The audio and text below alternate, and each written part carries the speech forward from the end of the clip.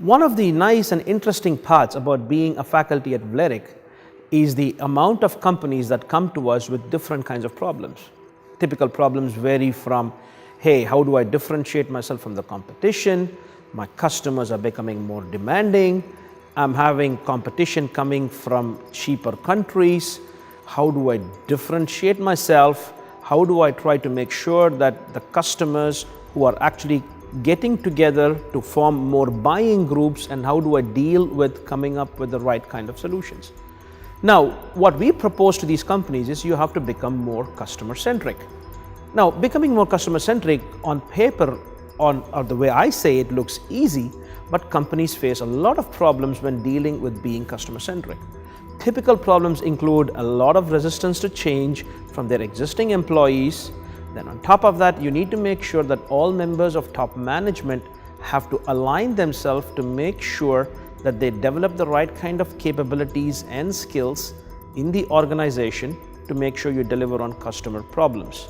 Then on top of this, you have to assume that there is a lot of silo mentality within an organization where the tendency to work across departments is much more difficult than it sounds. Now, you might do all this and you will still face a problem where the customers might not be ready for your solution.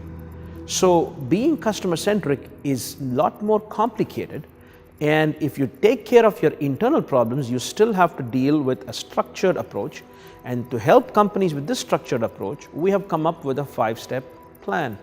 Now, the 5-step plan begins with the first one, which we personally call the burning platform.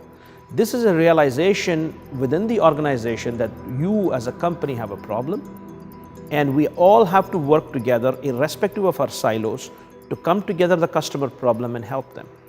The next step, once you have the organization buy-in, is to start realizing that we cannot focus on all the customers, have to be very, very targeted in our approach and make sure that we segment our markets to make sure that our offers are aligned.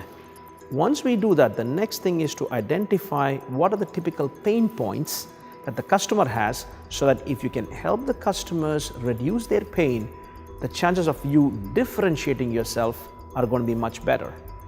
This process of differentiating yourself has to be communicated, and that's the 4th step, which we refer to as a unique selling proposition. Now, you do all this, the final step is making sure that you as an organization deliver on all the promises that you have made to the customer to help them with their pain.